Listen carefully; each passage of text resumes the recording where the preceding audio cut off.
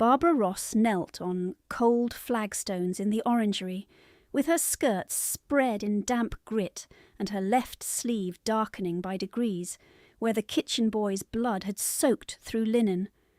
The boy, Tom, could not have been more than 13. His teeth chattered with fever, though sweat beaded his upper lip, and each breath came thin and quick, as if his chest had forgotten how to draw air. "Look at me," Barbara said, not unkindly. She steadied his jaw with fingers sticky from the cut at his temple. "There! You are not dying. You are merely determined to frighten me before breakfast." He attempted a laugh and failed. His lashes fluttered. She tore a strip from her petticoat hem, pressed it to the wound and kept her voice level because panic was contagious, and this household had enough diseases without adding terror to the list. Behind her, Lady Ross stopped at the threshold in rustling silk and visible disgust. "In God's name, Barbara, if you insist on making yourself useful, do not do it where guests might pass. The orangery is not a hospital." Barbara did not rise. "There are no guests at 7 in the morning. There are always eyes in this county." Lady Ross stepped nearer, the scent of orange blossom water overpowering the smell of damp earth and blood. "And charity is a luxury for girls who earn their keep." The sentence landed as intended. Lady Ross had polished it over 5 years, together with 100 others. Barbara was 22 and had lived long enough under that roof to hear herself renamed until strangers took up the chorus by habit. Plain Barbara, poor Barbara, useful Barbara, fortunate Barbara. Fortunate to be tolerated in the house where she had grown up when her father lived. She had not been born plain, or not as plain as repeated judgment required. Her hair was very dark, her face pale and fine-boned, her eyes too grave for flirtation. Men at assemblies had looked past her without remembering her name, then turned back when she spoke and looked again as if recalculating. Lady Ross solved that inconvenience by giving her no stage upon which to speak. "Cook is waiting," Lady Ross said. "The silver was not inventoried yesterday, and if you have enough spare tenderness for scullions, perhaps you have enough spare hours to clean the still-room shelves." "Yes, ma'am." No resistance, no argument. Barbara had learned the price of both. Only when Lady Ross had gone did she let a breath out through her teeth. Her split lip stung where she had bitten it earlier, catching Tom as he pitched from the stair. She tied the cloth bandage tighter, shifted his arm over her shoulder, and called for William, the footman, in a tone that suggested command rather than request. William came at once. Most servants did, with her. By noon, Tom slept in the attic room beside the pastry maid, who knew how to lower fever with vinegar and patience. Barbara stood in the steward's closet, checking stores and memorising figures she would later copy from memory, because she no longer had free access to the ledgers that had once sat openly in her father's study. At night she copied anyway by candle stub in a narrow hand into a school notebook hidden beneath the loose board under her bed. Rents due, timber sales, repairs promised and deferred. She had begun the habit after Captain Ross died, and Lady Ross announced 3 days after the funeral that household economy required rearrangements. Rearrangements had somehow removed Barbara from her father's table, salary, and future inheritance all at once. She endured the insults because endurance cost less than rebellion. She swallowed each sharp reply until it dissolved bitter on her tongue. But when the cruelty was aimed sideways towards someone smaller, poorer, easier to strike, she did not swallow.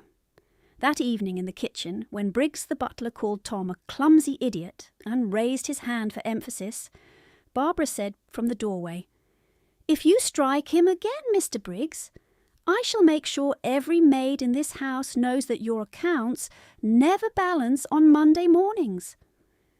Briggs lowered his hand. Her voice was never loud. It did not need to be. She could make precision do the work of force. The next dawn split the household open. There came a hard pounding at the front door before breakfast, not the uncertain knock of village callers, but the iron rhythm of men paid to enter, whether invited or not.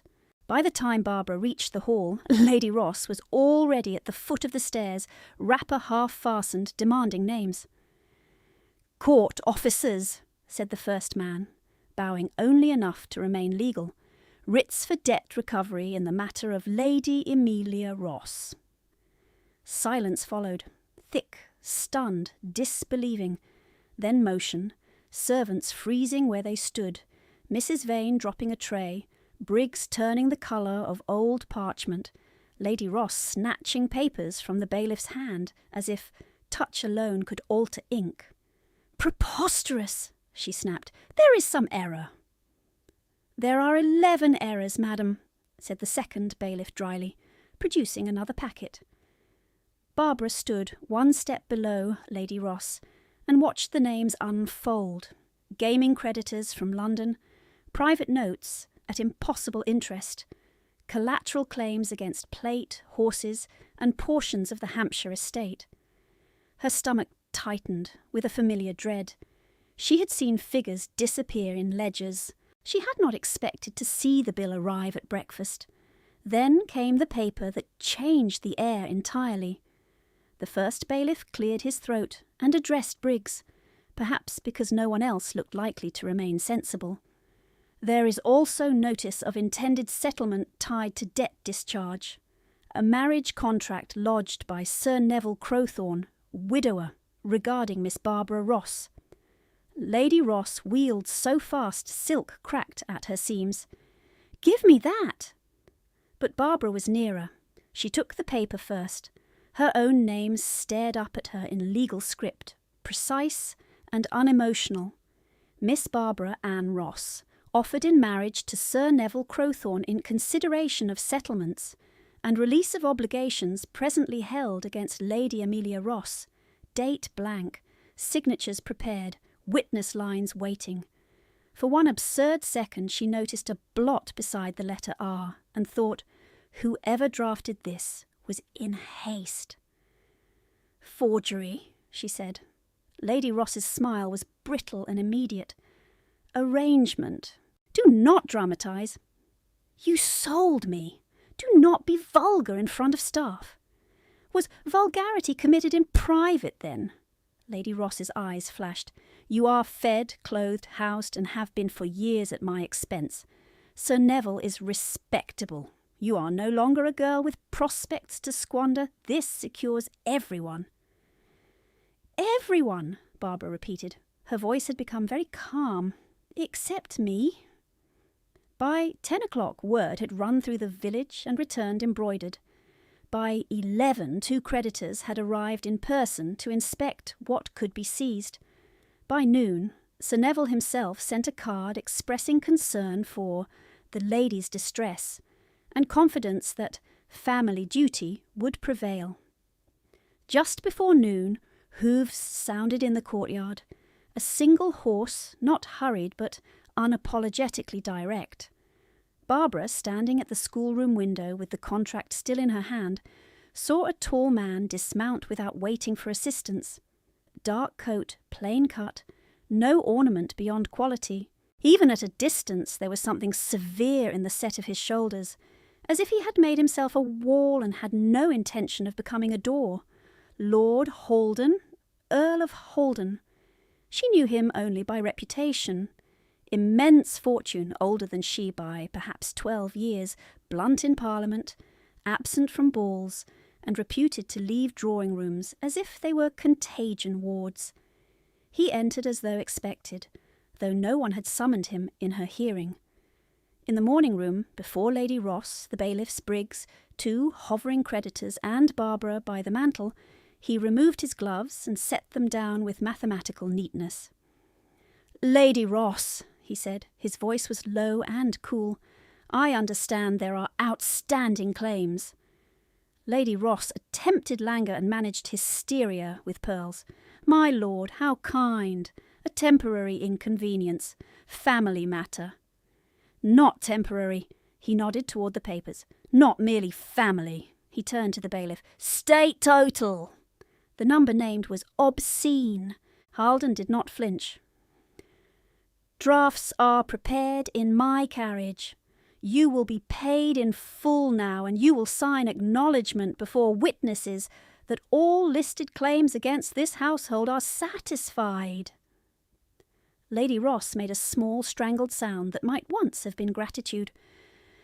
My lord, this generosity— It is not generosity. He did not raise his voice. He did not need to. The room shifted around his certainty. By 1 o'clock the creditors had signed. The bailiffs had countersigned. Coins did not change hands. Paper did, with seals and witnesses and the unmistakable solidity of power that could turn panic into ledger entries in an hour. Barbara stood through it all, feeling not relief but dislocation, as if the floor had tilted and everyone else had agreed not to mention it. When the last man withdrew, Lady Ross gathered herself for performance. Lord Halden has preserved us from ruin. We are in your debt beyond expression. He looked at her for a long moment, then at Barbara. Miss Ross will dine at Halden House each evening until further notice. The sentence landed almost softly, and because it was soft, it shocked harder. Lady Ross blinked. I beg your pardon. You heard me. Barbara did not. At first she truly thought she had misheard. My lord, no. He turned fully toward her. Up close his face was lean, controlled, not handsome in the fashionable sense, but arresting in its refusal to solicit approval. No, I will not be transferred as part of an account settlement. A beat. Then, unexpectedly, a flicker. Something like respect gone quickly. Miss Ross, he said, I have not purchased your obedience. Then what exactly have you purchased? Time, he said. Time you were being denied. Lady Ross recovered enough to intervene. Really, Barbara, do not be dramatic. Lord Halden offers protection and you answer with insolence. Barbara did not look at her. By what right do you command my presence, my lord? By none, he said. You may refuse. Lady Ross's head snapped toward him. Refuse. He ignored her. If you refuse, I withdraw from all involvement. Today's payments stand. Tomorrow's consequences are yours to fight without me. There it was, plainly laid. No chains, only a cliff edge with one narrow bridge, and no promise the bridge was safe. Barbara felt every eye in the room return to her body, as if she were a parcel waiting for direction.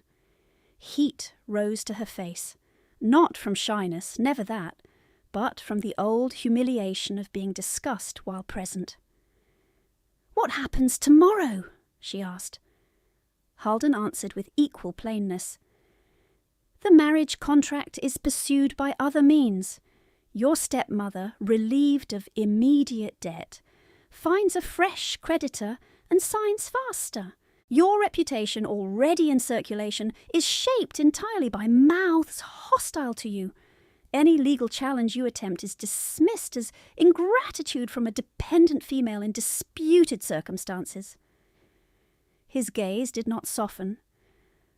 Or you come to dinner, visibly regularly, under my protection, where no one can pretend you disappeared into private arrangement. Lady Ross laughed sharply. Protection! London will call her your kept woman by Wednesday.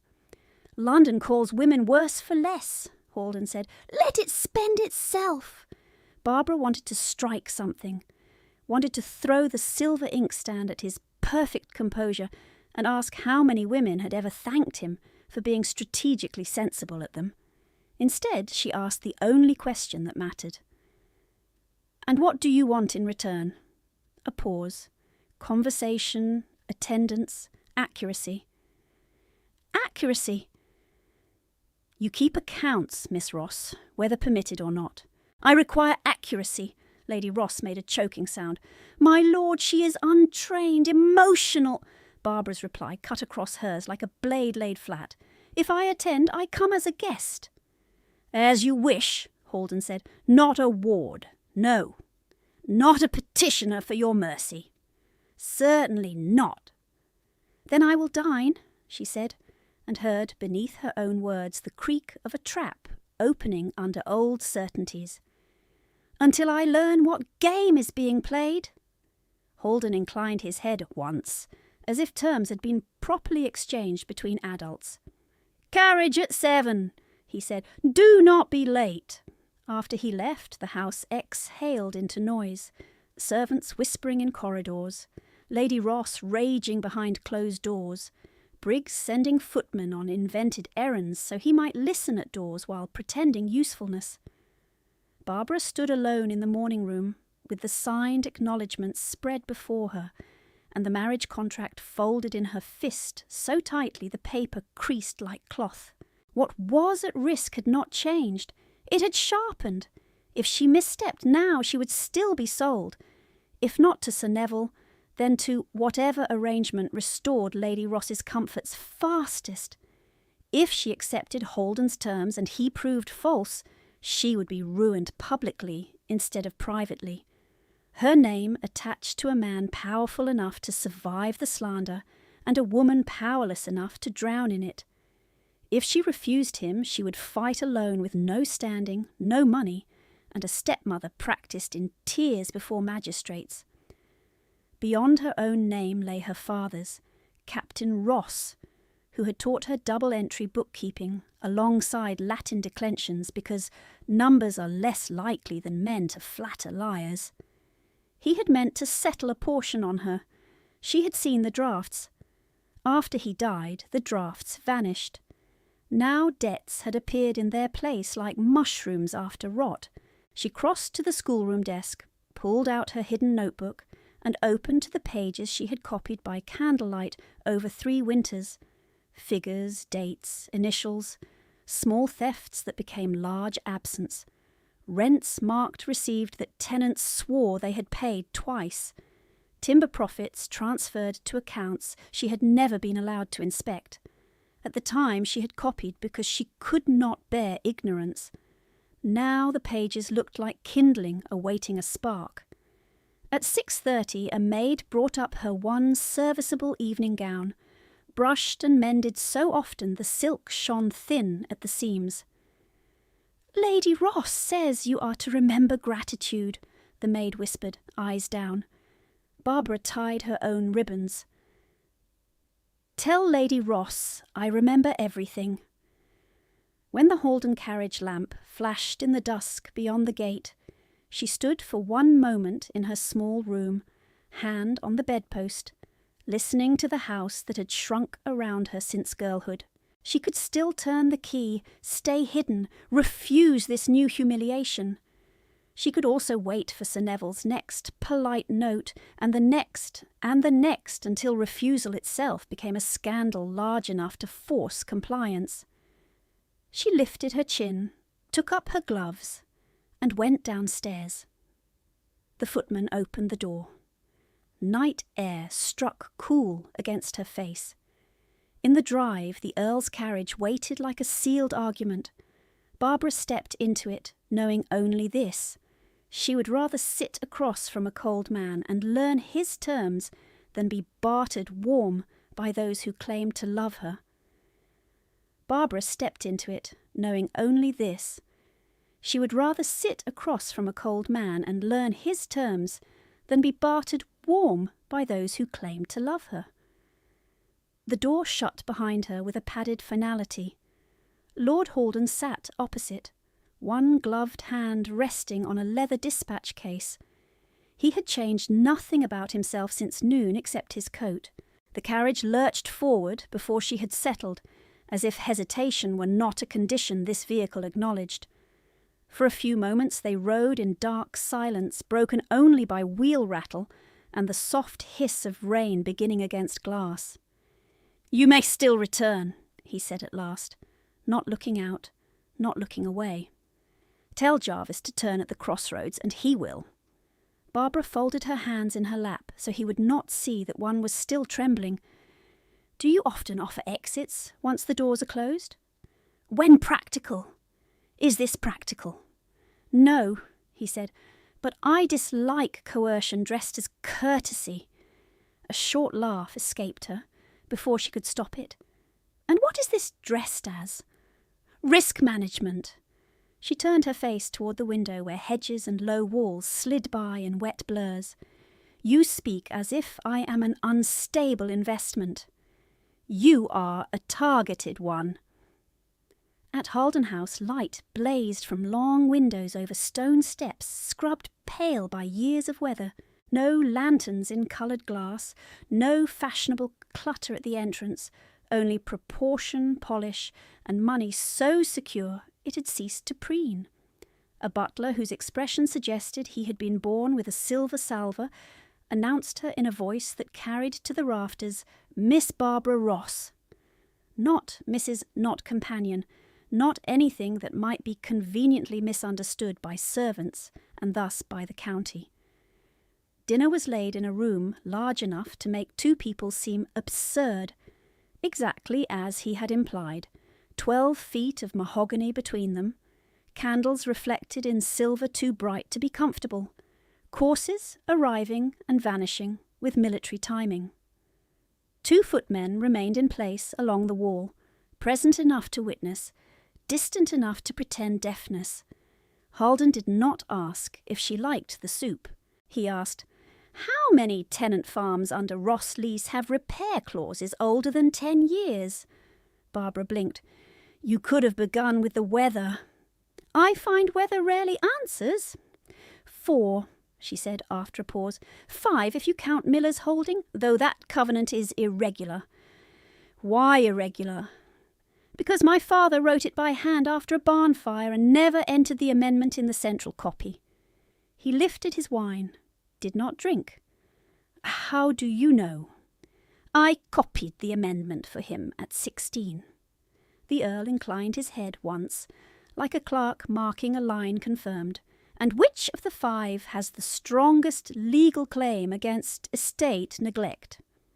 She set down her spoon. "Are these dinner questions, my lord, or examination questions?" "Yes."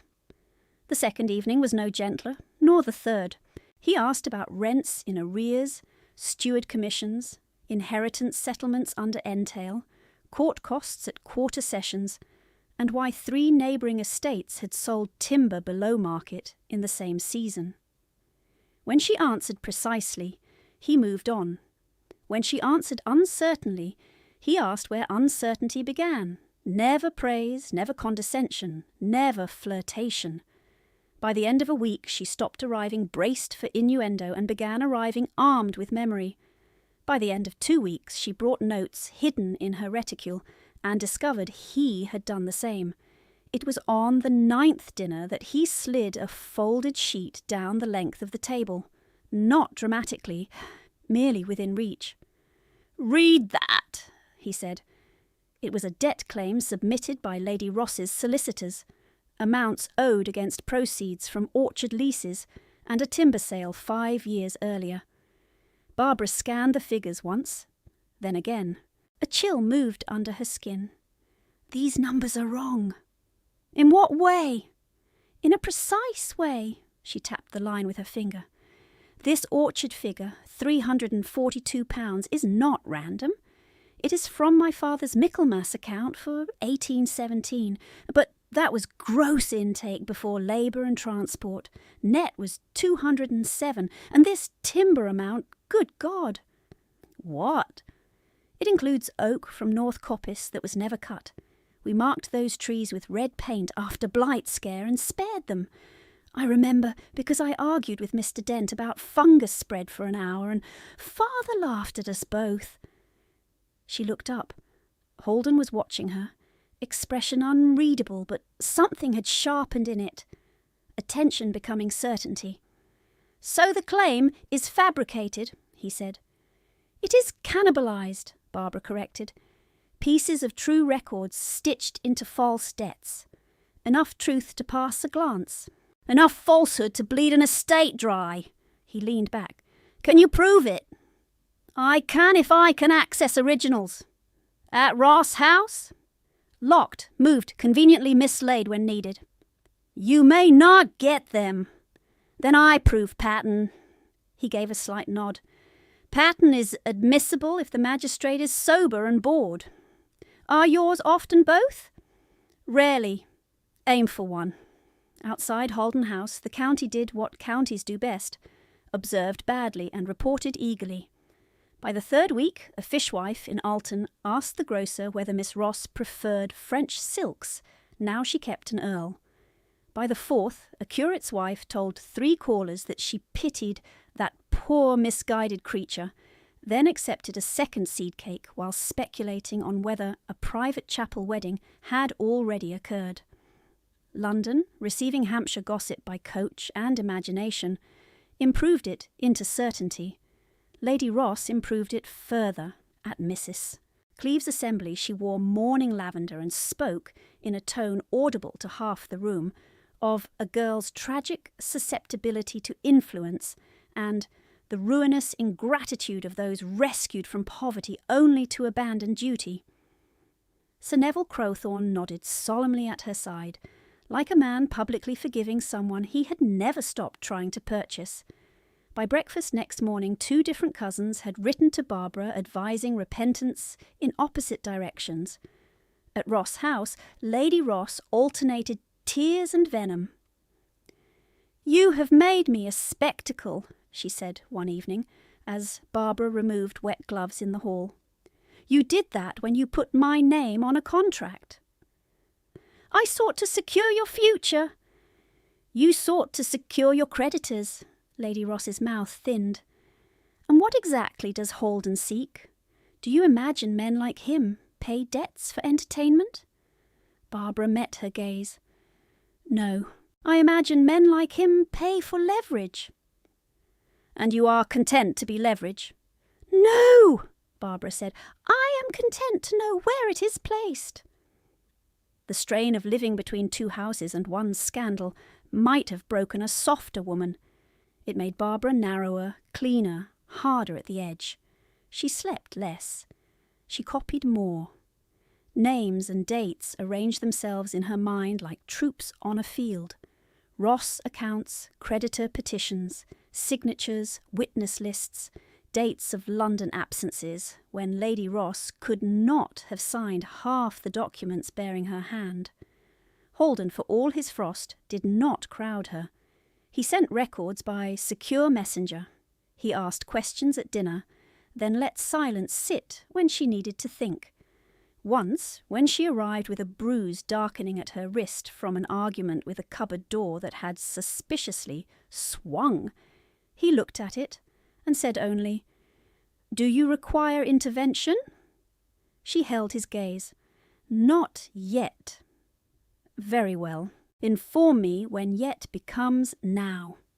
When counsel and clerks began insisting on in-person conferences, Holden took a London house for several weeks so legal preparations could proceed in town. Barbara travelled under the same strict arrangement of nightly formal dinners, now watched as closely by Mayfair as by Hampshire. The complication, no one expected, came on a raw afternoon in Hyde Park, where Holden had insisted she ride because you think better after movement, and because his 8-year-old nephew, Edmund, adored any outing that included horses and potential disobedience. Barbara had met the child twice at table, solemn-eyed, too thin, missing front teeth, and fiercely attached to his uncle in the covert way children love reserved adults, by pretending they do not. The pony shied at a barking dog. It happened with obscene speed. A sideways leap, Edmund pitched hard out of the saddle line. One boot caught, his body twisting toward the gravel. A governess screamed. A footman lunged for the reins and nearly made it worse. Holden was already moving, but Barbara was closer. She was off her own horse before her boot hit full stirrup. "Stand off his left side," she snapped, as 2 men reached at once. "Do not pull him free by the leg." She caught Edmund under the shoulders as the pony danced, got his weight against her, then drove her gloved hand under the trapped stirrup leather and yanked his boot loose in one vicious wrench. He landed against her, breathless and furious but upright. "Edmund, I's here." Her voice cut through the panic like wire. "Can you move your fingers?" He flexed both hands on command, lip trembling with outrage more than pain. "Good. Toes." He kicked weakly at air in demonstration. Halden reached them, white with controlled fear. "Did he strike his head?" "No." Barbara did not look up as she checked the boy's pupils, and then his neck with quick, practised fingers. "No blow. Twisted ankle at worst, and his dignity is mortally wounded." The child made a strangled noise that might have been a laugh or a sob. "Jarvis," Halden said, voice like a shot. "Carriage, now." Barbara kept Edmund talking while the groom settled the pony. "You are not permitted to faint," she told him. "I wasn't going to," he muttered. "Excellent. Keep not going." By the time the carriage returned them to Holden House, news had outraced it anyway. Half the household waited at the steps, rigid with dread. They watched Barbara descend first, skirts muddy, hat ribbons torn loose, one sleeve ripped at the cuff, and watched their Earl take instruction in front of staff without a flicker of pride. "Hot water and blankets in the blue bedchamber," she said, to no one in particular, and everyone at once. "Boot off gently. Cold cloth for the ankle. No one asks him if he is brave. Bravery is irrelevant. He sits up, drinks, and is observed for dizziness every quarter hour." "Yes, miss," said three voices together. Dr. Mead arrived within the half hour, examined Edmund thoroughly, and pronounced him shaken, sprained, and loudly indignant, but otherwise sound. He found Barbara in the corridor washing mud from her hands, at a basin gone brown. "You have done this before," he said. "My father taught me field handling when I was 12. "Remind me to thank Captain Ross posthumously." Across the hall, Holden stood with his back to the wall, eyes closed for one brief second that looked like exhaustion and prayer combined. When he opened them, they settled on Barbara. "Thank you," he said simply. It was the first personal thing he had offered her, and because life was discourteous, the same incident that won her quiet respect inside Halden House fed uglier talk outside it. By evening someone had it that she had flung herself theatrically over the child to secure her place. By next day that she had staged the fright for effect. Lady Ross told callers she was heartbroken but unsurprised by Barbara's talent for scenes. Barbara read none of it in print. She heard it in pauses, in glances, in how shopkeepers became over-polite. Humiliation that had once scorched now settled into a colder fuel. At dinner, 3 nights later, she said, without preamble, "Your strategy is failing." Holden set down his knife. "In what metric?" "In the metric where I am called your mistress by women who borrow money from husbands they despise." "Were you expecting gratitude?" "No. Results." A corner of his mouth moved, not quite smile. "Good, then we remain aligned." She pushed 2 copied pages across the table. "These are rent abstracts from my notebook. Compare the hand in Lady Ross's 1820 acknowledgements to this letter C in my father's script. She has been imitating him. Badly." Holden studied the pages. "If this stands, it implicates more than her." "Yes," Barbara said. "Sir Neville witnessed 2 signatures on days he was in Bath. I checked newspaper lists." His gaze lifted sharply. "You checked?" "I read constantly. You are not the only one who can run a strategy, my lord." Silence held a beat, then 2. Something changed in it. Less interrogation, more recognition. "Tomorrow," he said after dinner, "library." The library at Halden House was not decorative. It was used maps weighted with stones, law reports open and annotated, dispatch boxes stacked with ruthless order. When Barbara entered the next evening, he was standing by the long central table. On it lay 3 bundles tied in faded blue ribbon, edges worn, seals broken long ago. She knew the hand on the top letter before she touched it. Captain James Ross. Her father's strong, slanted script, ink browned with years. For a moment the room narrowed to the white of paper and the hammering in her throat. "Where did you get these?" "From my military chest," Halden said. "I kept them." "Kept?" She looked up, anger and astonishment colliding. "You had my father's letters all this time?" "Yes." "Why?" He did not evade. "Because one of them names you." She untied the ribbon with stiff fingers and unfolded the upper sheet. The date was from Spain. Rain had stained one margin. In her father's hand, "If I do not return, you will see to Barbara's portion and schooling. She has a better head for numbers than most officers at brigade and less vanity than all of them. Do not let Amelia barter her." Barbara shut her eyes once, hard. When she opened them, Halden was still watching her with that same severe steadiness. "He saved my life near Salamanca," the Earl said. "Dragged me out from under a horse and 2 dead men while being shot at for his trouble. I gave him my word that if he died before arranging your future, I would see you protected." Her laugh was rough. "Protected? You arrived 5 years late." "Yes," he said, "no defence. I was in Vienna, then ill, then a fool who believed correspondence from Lady Ross stating you were comfortably settled with relations in Kent. By the time I learned otherwise, your position in that house had already been reduced." "Servant," Barbara said. He nodded once. "I could not undo that quietly, so I chose visibility over delicacy." She looked from him to the letters again, then to the law books spread near the window. Pieces she had resisted fitting now aligned with unpleasant clarity. "The dinners," she said slowly. "Not charity, not appetite, evidence." "Respectability and public record," he said. "A woman seen nightly at an earl's formal table, announced and witnessed, cannot as easily be represented as hidden property in a private bargain. It gives you social and legal standing long enough to bring a case." She stared at him for a long moment, weighing rage against utility, humiliation against fact. He had used her image as shield. He had also handed her one when no one else had bothered.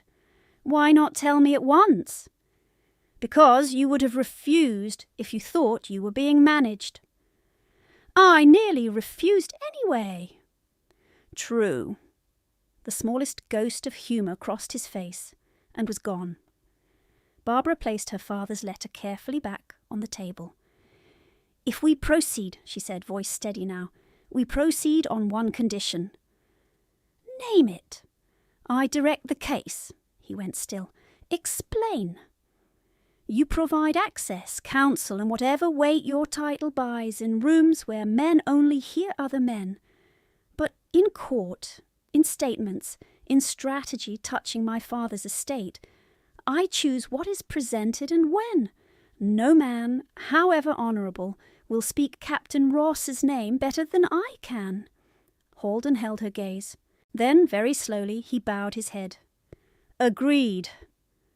She drew breath, feeling the axis of her life shift beneath her feet, from survival toward assault.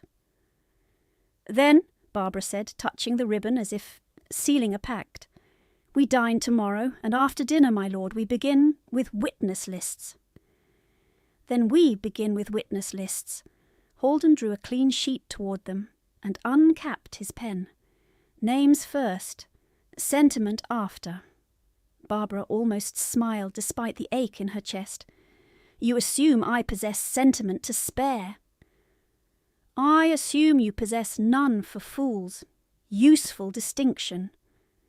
They worked until the candles guttered low, tenant farmers with long memories, former clerks, the blacksmith who had repaired estate wagons on dates that contradicted Lady Ross's transport claims, Dr. Mead for injury timelines, and two maids who had seen signature pages brought blank to Lady Ross and returned signed in Captain Ross's hand months after his death. Halden grouped each name by reliability, vulnerability and distance from Sir Neville's influence. Barbara added details no ledger could hold. Who drank, who feared eviction, who might stand if asked in private but fold in public. At midnight, a knock sounded at the library door. Jarvis entered, silver tray in hand, face composed into that butler's neutrality which meant bad news. "A card, my lord, delivered by Ryder, marked urgent." Halden read, jaw tightening almost imperceptibly, then passed it across. Mr. Augustus Pell, solicitor to Lady Amelia Ross, requests immediate notice that all communication to household servants formally attached to Ross House be considered improper interference and will be prosecuted accordingly. Barbara looked up. "He has retained Pell." "He has retained menace," Halden said. "Pell is only its pen." By morning, 3 names on their list were already gone. Mrs. Vane's cousin sent word she had taken a generous place in Portsmouth. The under-steward's brother claimed he had left for Bristol before dawn. Mr. Dent, the former estate steward, had departed with his wife and trunk in the night, owing rent and suddenly able to pay it. By noon, 2 tenants Barbara trusted returned her letters unopened. By evening, Lady Ross's countermove was visible in every lane. Anyone who might testify was offered wages elsewhere, forgiven old debts, or reminded, politely, that leases came up for renewal. Barbara insisted on going to Ross House in person. Halden said, "Take Finch, not pride." "I have enough pride for both. I will take Finch for legality."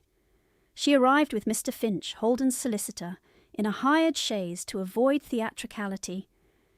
Ross House looked unchanged from the road, ivy, pale stone, windows reflecting a harmless sky. But inside the front hall, order had hardened into exclusion. A new lock gleamed on the schoolroom door. 2 maids she had known since childhood curtsied without meeting her eyes. Lady Ross received her in the blue drawing-room, black lace at her throat, grief arranged to flatter. "Barbara! How industrious of you! Must every reconciliation involve legal escort?" "We are not reconciling. I am collecting papers that belong to my father's estate." "How odd. Mr. Pell informs me those papers are under review due to irregular handling." Finch stepped forward. "Lady Ross, my client requests access to the muniment room and Captain Ross's account books from 1816 onward." Lady Ross widened her eyes. "Your client? How modern! I thought Miss Ross had attached herself to Lord Halden directly." Barbara did not rise to it. "You have moved servants, locked rooms, and sent threats through counsel. You are afraid." Lady Ross leaned in slightly, smile cooling. "No, child, I am prepared. There is a difference you never learned." She rang. Briggs appeared, older and meaner than Barbara remembered, with the look of a man recently paid. "Show Miss Ross to her old room," Lady Ross said sweetly. "If anything remains." Anything remained. A washstand, a cracked mirror, the bedstead. Her trunk was gone. The loose board beneath the bed had been pried up and nailed shut again with bright new tacks. Barbara crouched anyway, fingers finding edges where candle drips once marked her hiding place. Empty. Her notebook, 3 years of copied numbers and cross-references, was gone. Behind her, Briggs said, "Lady Ross ordered all refuse cleared." Barbara stood slowly. "My records were not refuse. Can't say what papers are what, miss. Not my province." "It was always your province when plate went missing." His mouth tightened. "Careful." She turned, voice quiet and edged. "No, Mr. Briggs. You be careful. Men who sell one truth seldom stop at one." When she returned to Halden House after dark, her gloves were muddy and her face set in a way that made Jarvis send for brandy without being asked. "Gone," she said in the library, dropping into the chair opposite Halden. "The notebook, my trunk, anything in my hand." Halden did not waste words on consolation. "Can you reconstruct from memory?" "Yes, not all dates, enough to outline."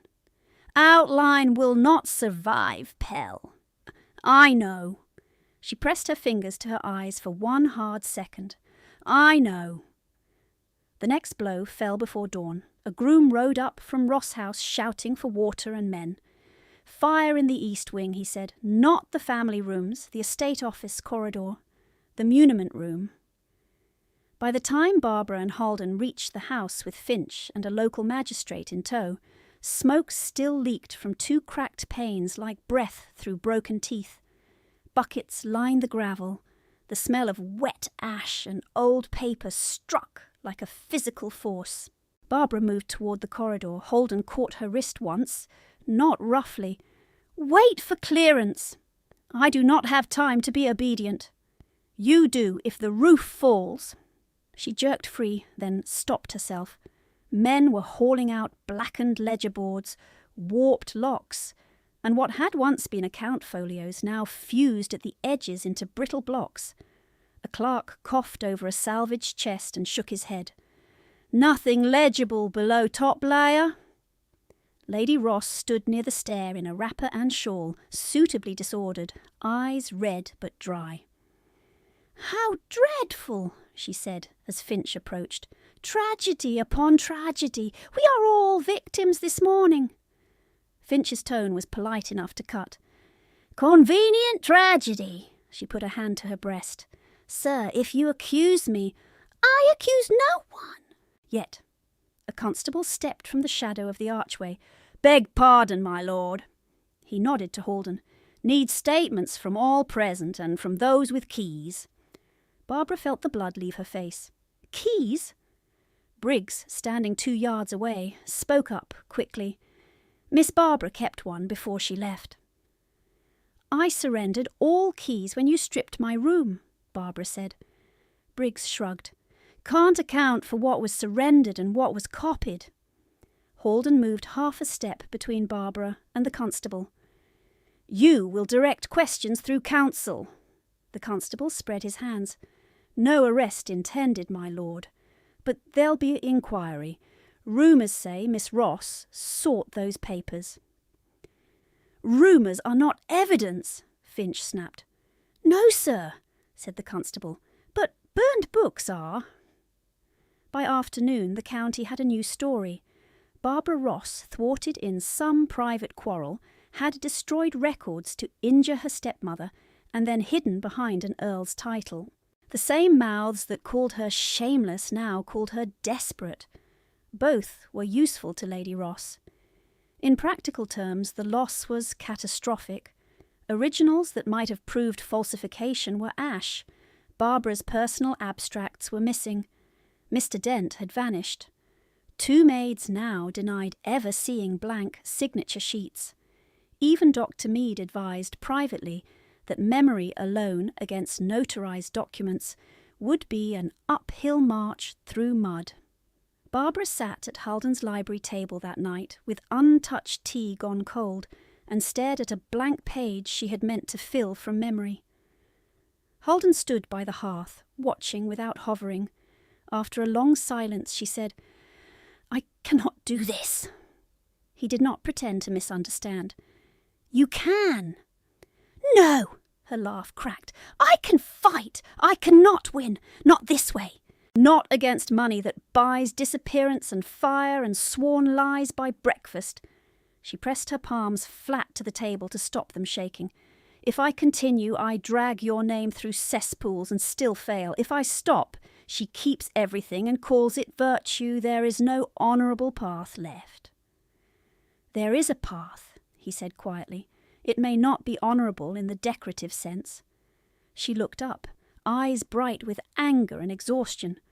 "Do not strategize me, Halden. Not tonight." He went still, then nodded once. "Very well." She rose abruptly, chair scraping wood. "I need an hour with no law in it." He stepped aside without touching her. She walked past him, spine rigid, and did not return for supper.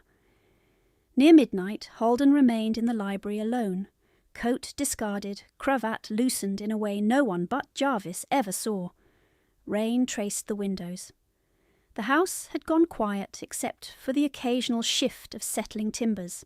He opened the top drawer of his desk and took out Captain Ross's letters, the blue ribbon frayed where Barbara had untied it. He read the Salamanca one again, though he did not need to. "Do not let Amelia barter her." 5 years late, he could still remember Ross half crushed under mud and horseflesh, cursing in 2 languages while blood soaked his sleeve, refusing morphine until Halden drank first to prove it was not poisoned. He remembered promising things men promise in war, because death is close and words feel binding when witnesses are artillery. He had kept every promise except the one that mattered on time. Now Barbara sat under his roof because he had finally acted, and already the enemy had done what enemies do: remove evidence, isolate witnesses, stain the target. He had thought visibility would buy her room. He had underestimated Amelia Ross's appetite for ruin. A soft knock. Edmund, in a nightshirt and one trailing blanket, stood in the doorway with hair sticking up and solemn eyes too old for 8. "Jarvis said you were awake," the boy said. "Is Miss Ross leaving?" Halden set the letters down. "Why would you think that?" "Cook says people leave when they're shouting. Mamma left after shouting." He frowned, correcting himself. "Not left. Died, but it was after." Halden crossed the room and crouched so they were level. "Miss Ross is not leaving tonight. Will you keep her safe?" The question struck harder than accusation ever had. "I am trying," Halden said. Edmund considered him with unnerving seriousness. "You always say trying when you think maybe no." A breath, then another. Halden sat back on his heels. "When I was younger," he said, surprising himself by saying it aloud, "I believed if I planned enough, no one in my care would be harmed. I was wrong. People were harmed anyway. Some died, some were diminished. I do not know how to keep someone safe without also trying to control everything around them. And Miss Ross would rightly throw me out a window if I attempted that." Edmund nodded, as if this seemed probable. "So what do you do?" the child asked. Halden looked toward the dark corridor where Barbara's guest rooms lay, and for once let uncertainty stand naked.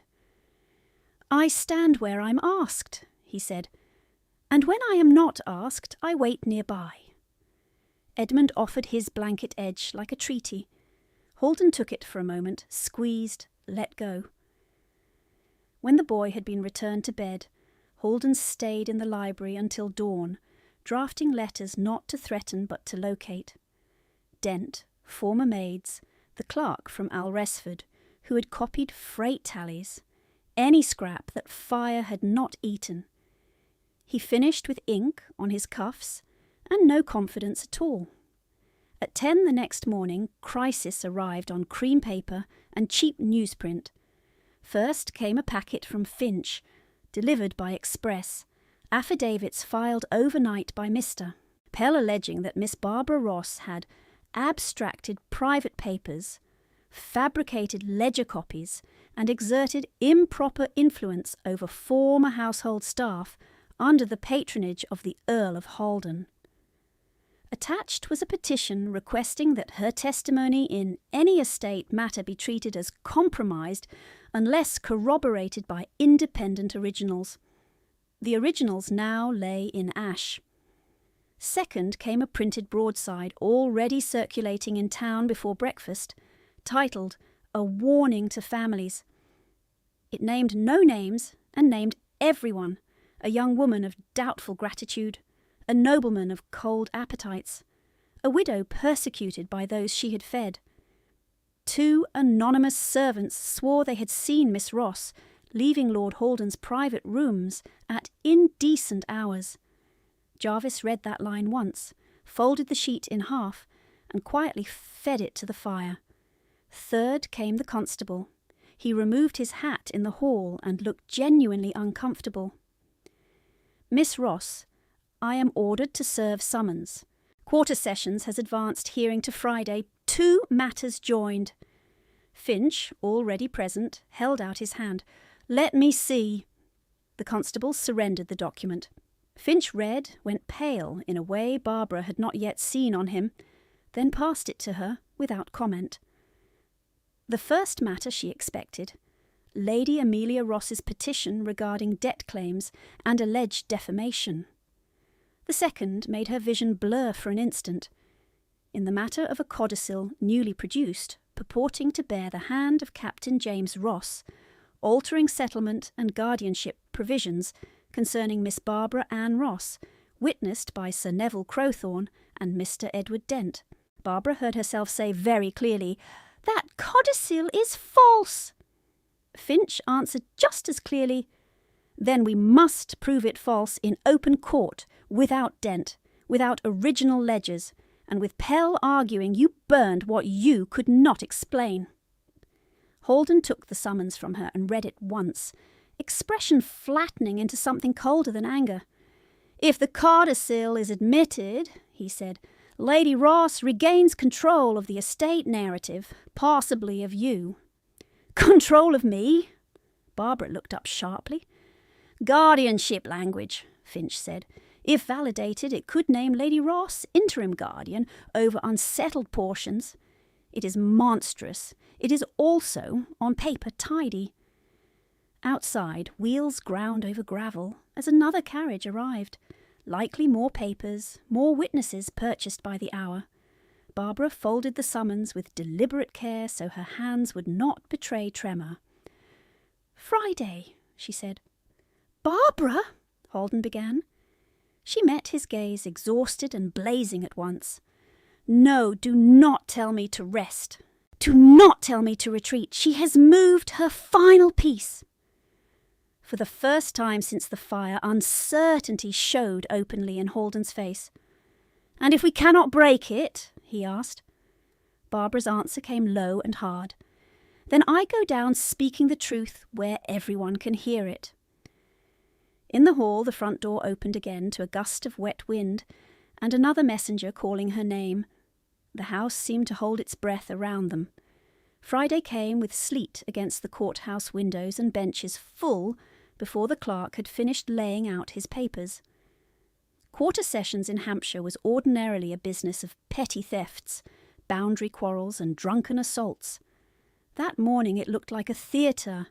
Farmers crowded beside attorneys' clerks. 2 baronets' wives had somehow found seats in the rear.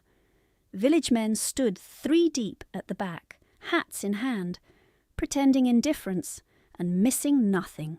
Barbara stood at the petitioner's table, with Finch on her right and Haldan half a pace behind, not looming, not shielding, simply present. She wore dark wool, plain trim, no jewels but her father's small seal ring on a ribbon beneath her glove. Across the aisle, Lady Ross had dressed in widow's black, with jet at her throat, eyes lowered in a posture of injured sanctity. Beside her sat Mr. Pell, thin, eager, with lips made for insinuation, and Sir Neville Crowthorne, whose expression combined righteousness and calculation so smoothly it barely seemed human. When the chairman called the matter, papers rustled like dry leaves. "First petition," the clerk intoned, "Lady Amelia Ross, regarding debt claims, disputed liabilities, and alleged defamation by Miss Barbara Ann Ross. Second matter joined by motion, purported codicil to Captain James Ross's settlement, with implications for guardianship and estate administration." The chairman peered over spectacles.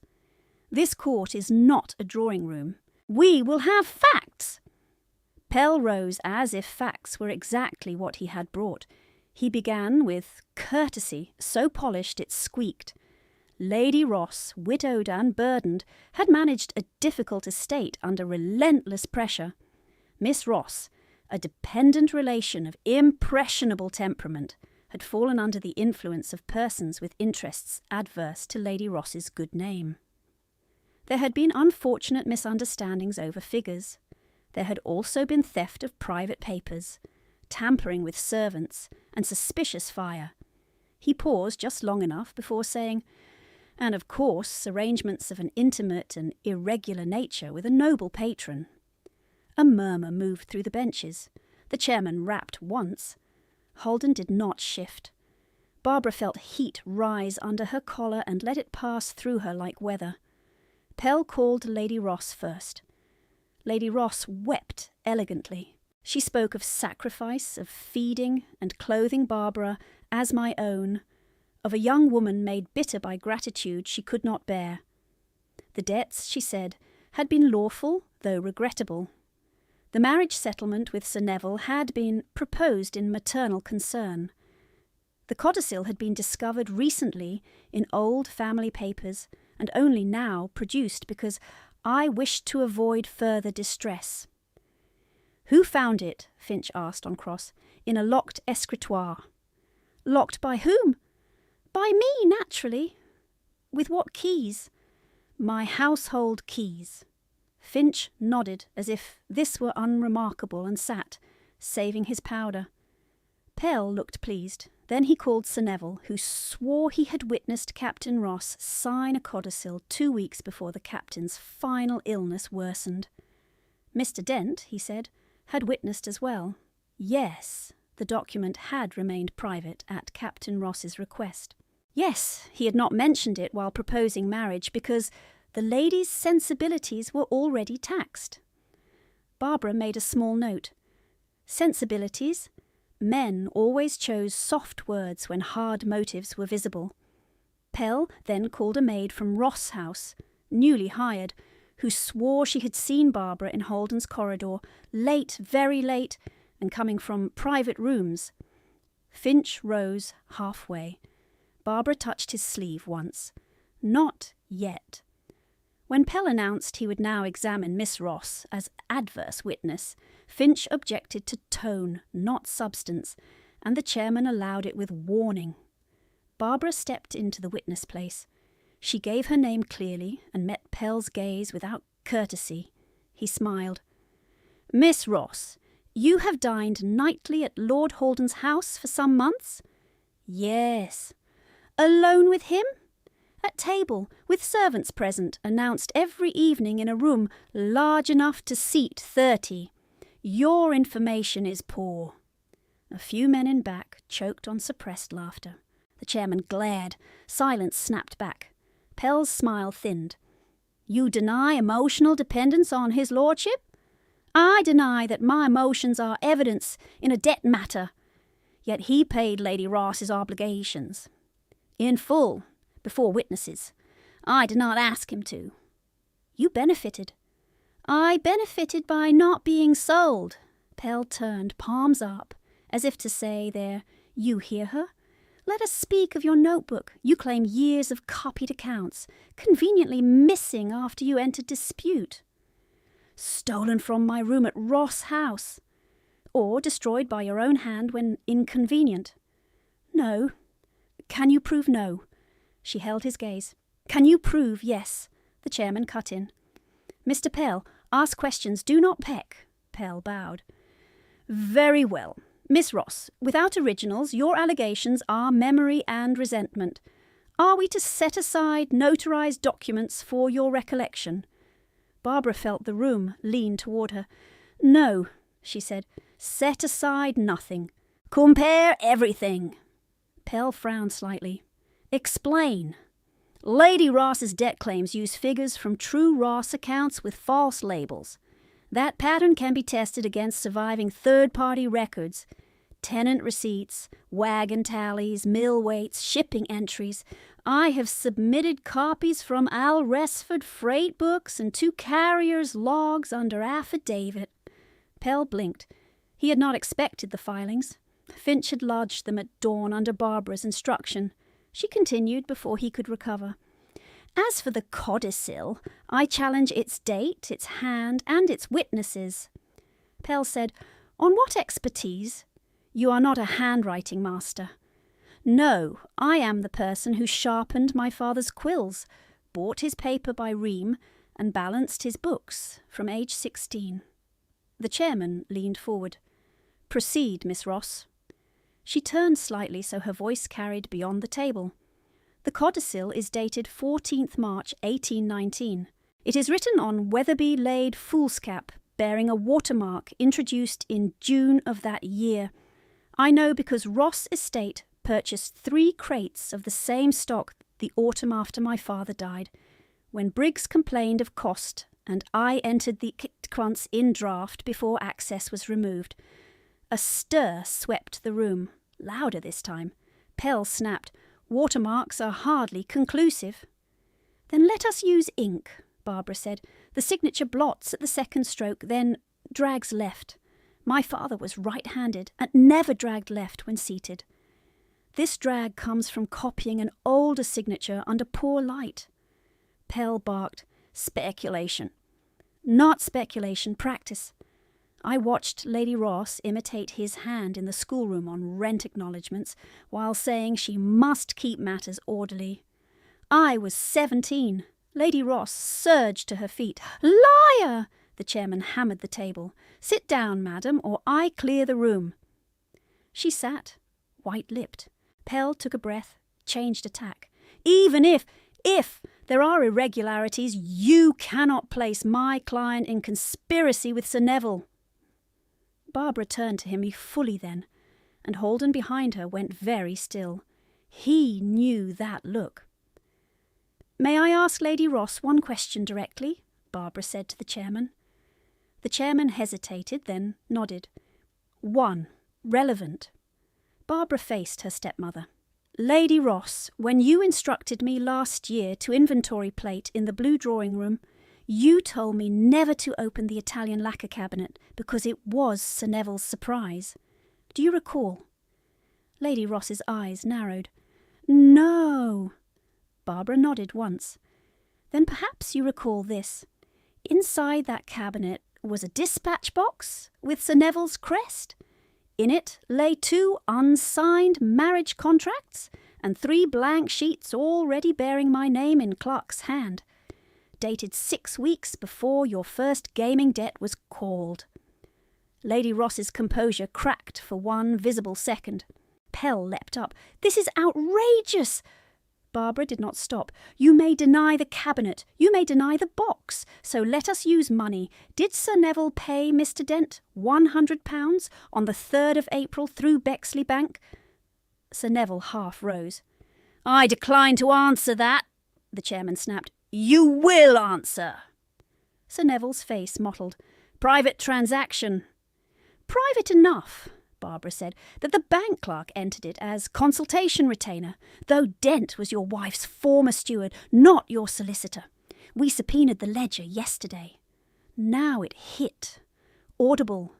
A gasp, a scrape, someone whispering, God save us! Pell stared at Finch, then at Barbara, and for the first time looked uncertain.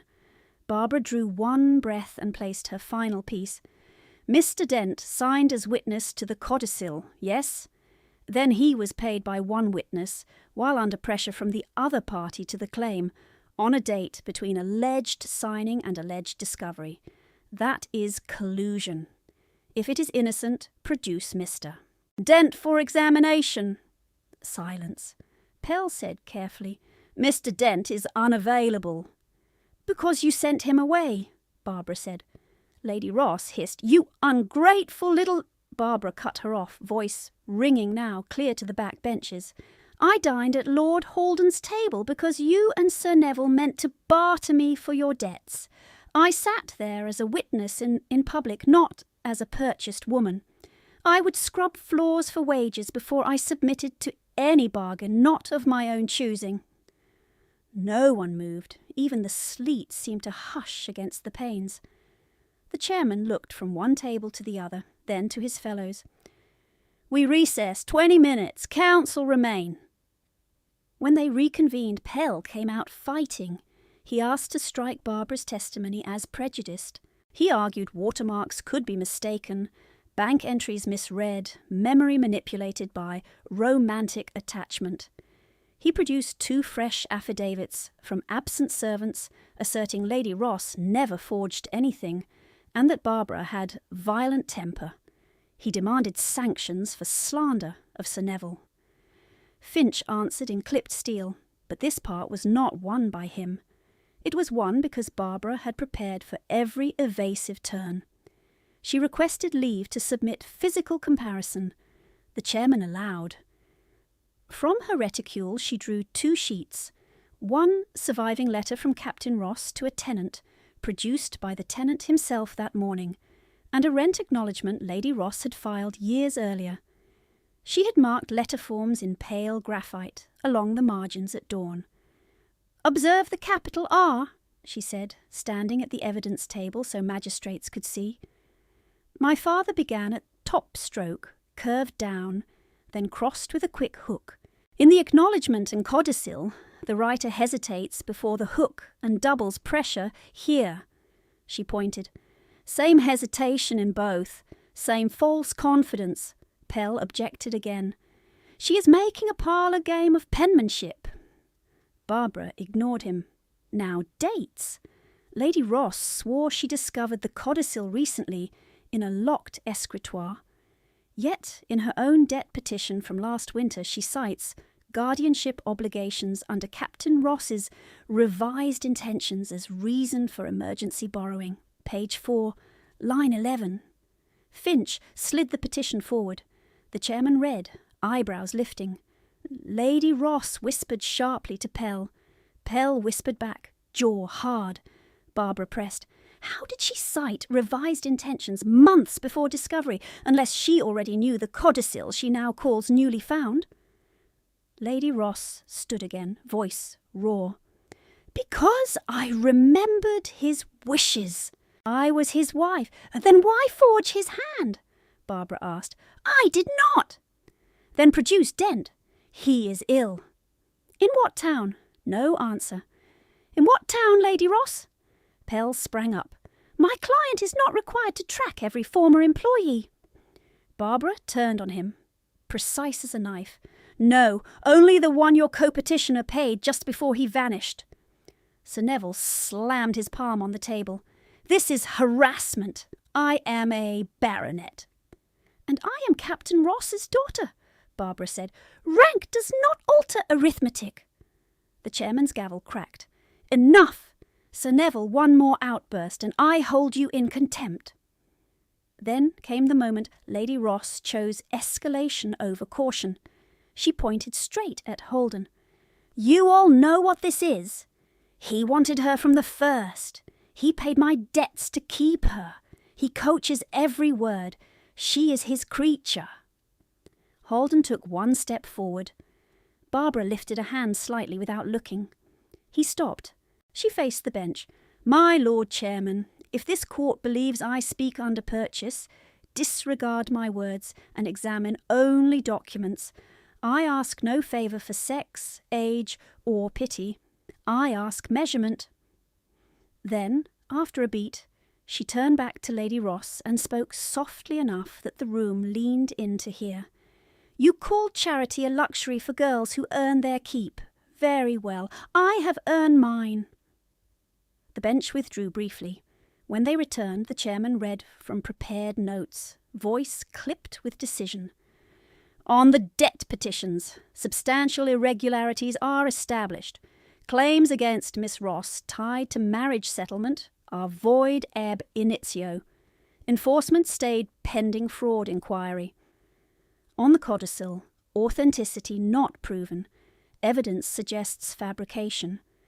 Document is excluded from guardianship effect. and referred for criminal examination regarding forgery and conspiracy, including Mr. Edward Dent and Sir Neville Crowthorne. On allegations against Miss Ross regarding arson and theft, no competent proof presented. Those accusations are dismissed. Provisional orders, estate accounts to be independently audited, seized properties and revenues improperly attached under contested claims to be restored pending final civil settlement. A sound escaped the room, half breath, half shock. Lady Ross did not collapse. She went rigid, then volcanic. "You sanctimonious fools!" she spat. "You would take a widow's livelihood on the testimony of an unwed schemer, and her—" "Remove Lady Ross," the chairman said wearily. 2 officers stepped in. She jerked free of one, eyes blazing at Barbara. "You think you have won! You have no idea what the world does to women alone!" Barbara held her gaze. "I am not alone," she said. Sir Neville tried to leave through side door. The constable intercepted him with a hand on his sleeve and a paper in the other.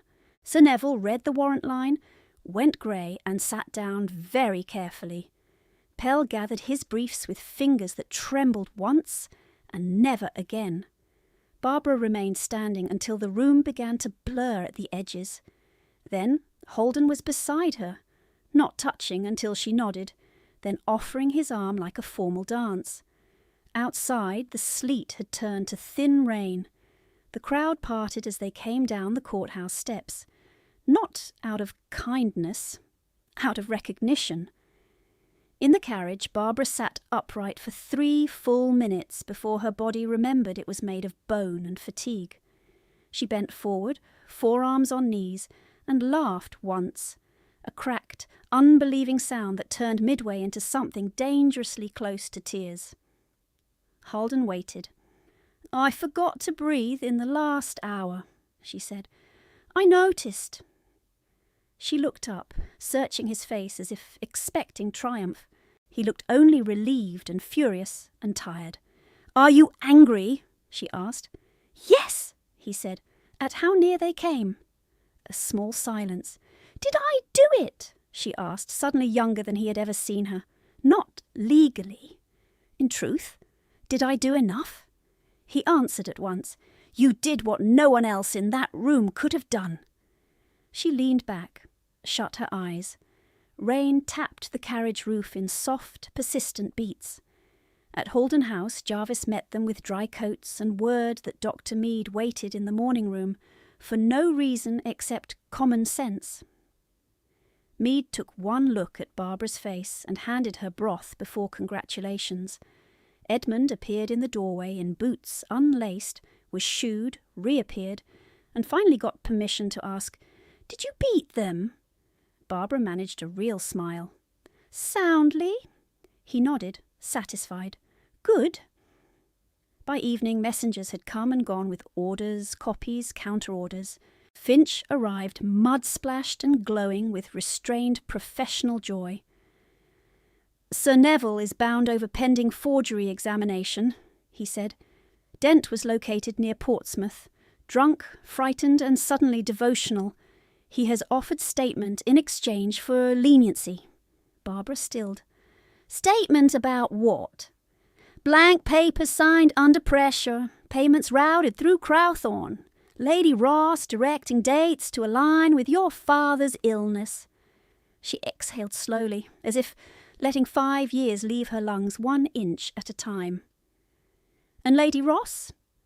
"Confined to her house for now, socially ruined by dinner." "Only socially? For this week," Finch said dryly. "Lawlag scandal, but it gets there." After he left, Barbara went to the library alone. She stood by the long table where her father's letters lay once more in blue ribbon, and touched the top page with 2 fingers. "I did not let her barter me," she whispered to the empty room. From the doorway, Holden said, "No, you did not." She turned. For a moment they simply looked at one another in the lamplight, all the formal architecture between them, suddenly too narrow to hide inside. Legal necessity is ending, she said. Yes. The dinners need not continue. No, he said, and then, after the smallest pause, I would like them to. She felt a flicker of wary humour. Still for risk management? No, his mouth moved, almost to smile. For selfish reasons. She studied him, then nodded once. Very well, but not in the mausoleum. The smaller dining room, then? The one with the cracked Delft shepherdess? He blinked. You notice that? I notice everything. I have discovered this. The smaller dining room seated 6 and felt, after months of mahogany distance, almost indecently intimate. No footman posted in rigid pairs. Only one servant entering between courses. No echoed formality. The candles were lower, the walls lined with old Dutch paintings of storms and harbours, and the cracked shepherdess on the mantel leaned perpetually to starboard. Their first unnecessary dinner was awkward in a new way. Barbara spoke of school repair estimates in the Ross village. Holden spoke of tenant drainage on his north farms. Both avoided anything that could break the careful peace.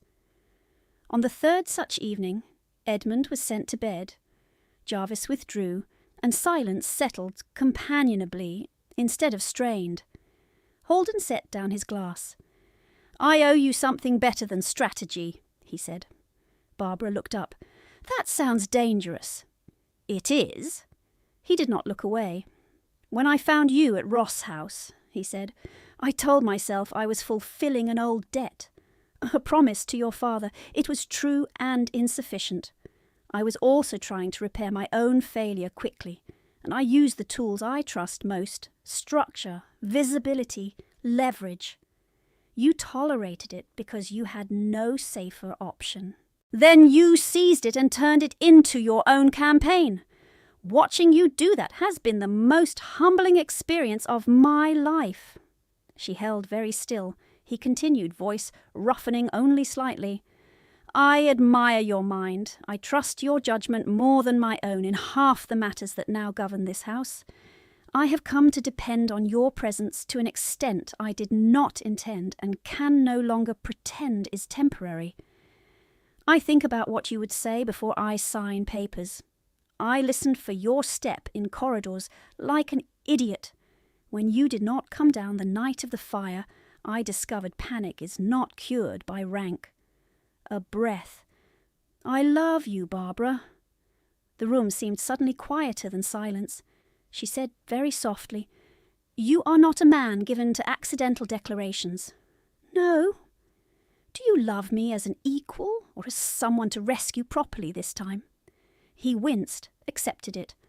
Both, at first. Now only the first, with any honour in it. I cannot promise never to overmanage. It is a vice carved into me. I can promise to be told when I do, and to stop. She looked down at her hands, then back up. I have been dependent in all the ways that rot a person, she said. Fed as favour, clothed as leverage, housed as warning. I will not return to that shape for anyone, including you.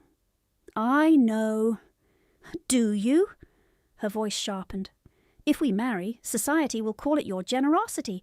If I disagree with you in public, they will call me ungrateful. If I keep my own accounts, they will call me peculiar. If I continue the school, they will call it hobby unless I fight every committee. Then fight, he said. I will hand you better weapons. A small, incredulous laugh escaped her. He reached into his coat and placed a folded paper beside her plate, not opening it. It is a draft settlement, he said. Not a proposal, not yet. Terms in your favour, your independent income held in trust beyond my control, separate authority over school patronage and Ross village expenditures, right to maintain your own legal counsel. I had Finch and another solicitor draw it so no one can claim you signed in ignorance. Burn it if you wish. She stared at the paper as if it might bite. You prepared this before speaking to me. I hoped to speak tonight. I also feared losing nerve and becoming formal beyond use. She unfolded it. The clauses were exact, blunt, protective, without condescension. Her throat tightened dangerously. "You impossible man," she murmured. "Yes." She rose, came around the table and stood by his chair. For a second neither moved. Then she lifted her hand and touched his face, thumb just once along the hard line of his cheek. "I love you too," she said. "Not because you paid debts. Because you listened when I said no. Because you stood where asked. Because you let me win my own name." His eyes closed briefly at that last line. When he stood, he did so carefully, as if sudden movement might fracture something precious.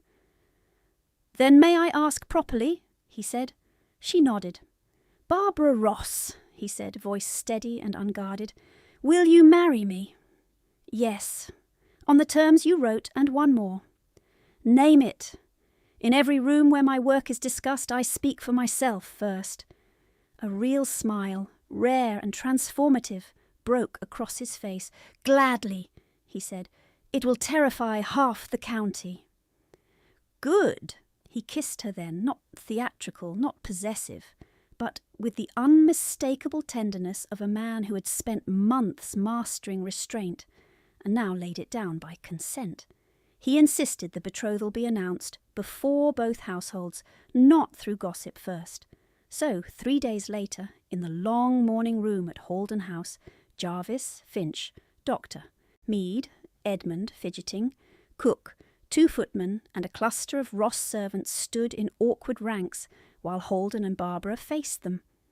Halden spoke briefly. Barbara spoke longer. "I am to marry Lord Halden," she said. "I do so by choice and with legal settlements, preserving my independent accounts and my patronage of Captain Ross School, which reopens this quarter. Any person employed in this house or the Ross properties who has concern about wages, contracts, or duties under new management may bring it directly to me on Tuesdays at 11. Cook blinked, then nodded, as if this seemed practical. Jarvis's eyebrow twitched in what, for him, amounted to delight. Edmund threw both arms around Barbara's waist in violation of form, and was not corrected. Ross House changed hands by order and audit. Lady Ross, facing civil judgments and probable criminal prosecution she could not outspend, accepted a negotiated retreat to a reduced dower house near Bath under strict oversight. She departed in a closed carriage, chin high, without farewell. Sir Neville's name vanished from decent invitation lists before the legal penalties finished finding him. Dent testified, sweated and survived with diminished consequence and permanent disgrace. On a bright morning smelling of lime-wash and damp slate, Barbara stood in the yard of the reopened village school while masons packed tools and children peered through the gate. Tom, the former kitchen boy, now lanky and healthy and trying very hard to look employed, carried in a crate of slates. "Where do you want these, ma'am?" Barbara took one side before he could protest, and together they set the crate by the new shelves. "In the front room," she said, "where they can be reached without climbing like cats." He grinned. "You still give orders like a captain." "So did my father. It is hereditary." At noon, Halden arrived muddy from riding inspection, paused in the doorway and watched her kneeling on the floorboards with 2 girls, showing them how to hold chalk without snapping it. Sun from the tall window caught in her dark hair. One girl giggled at Barbara's stern imitation of Mr. Briggs. The other repeated sums under her breath with fierce concentration. Halden waited until the lesson break, then held out his hand. "Lady Halden," he said, mock formal. She took it, rising. "You are early. I was told there is soup if I behaved. Questionable intelligence, but we can test it." As they crossed the yard together, villagers touched caps, curtsied, and, more than that, met her eyes without pity. No one who had heard her in court called her plain again. No one who heard her in the schoolroom tried to. And when evening came, she dined at his table by right, not rescue,